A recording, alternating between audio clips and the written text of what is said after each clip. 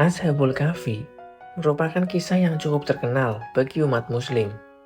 Kisah Ashabul Kahfi juga ada dalam Al-Quran, tepatnya di surat Al-Kahfi. Ashabul Kahfi bercerita tentang 7 orang dan seekor anjing yang ditidurkan oleh Allah hingga 300 tahun lamanya untuk menyelamatkan nyawanya dari raja yang kejam. Kisah Ashabul Kahfi terjadi pada sekitar tahun 249 sampai 251, yang berarti itu berada di antara zaman Nabi Isa dan zaman Nabi Muhammad. Ketujuh pemuda itu hidup di masa Raja Dicyanus di kota Efesus, yang saat itu adalah kekuasaan dari Kekaisaran Romawi.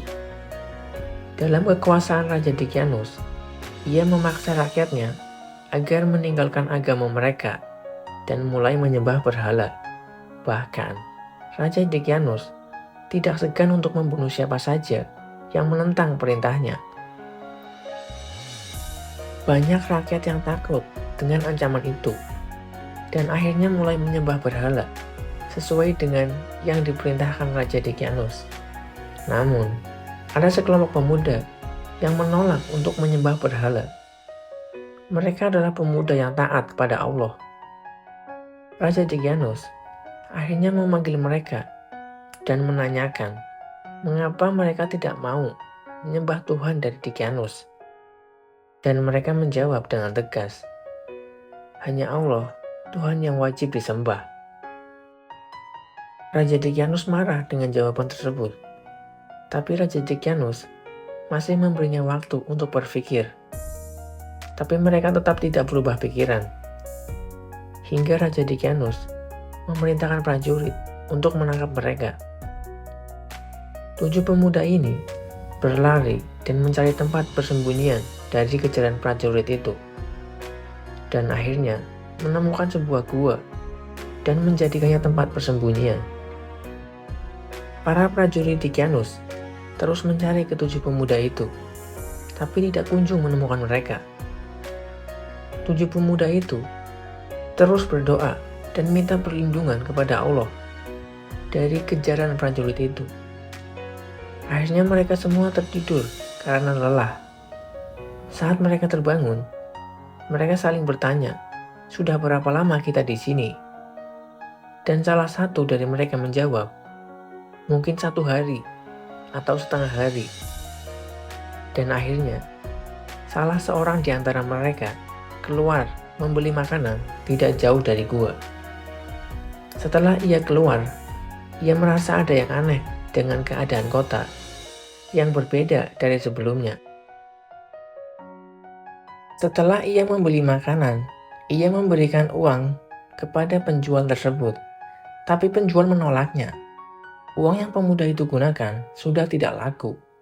Setelah berbicara cukup lama, lalu pemuda itu bertanya, "Memangnya sekarang tahun berapa?" Pemuda itu terkejut mendengar jawaban dari penjual itu. Ternyata mereka sudah ratusan tahun tertidur di dalam goa.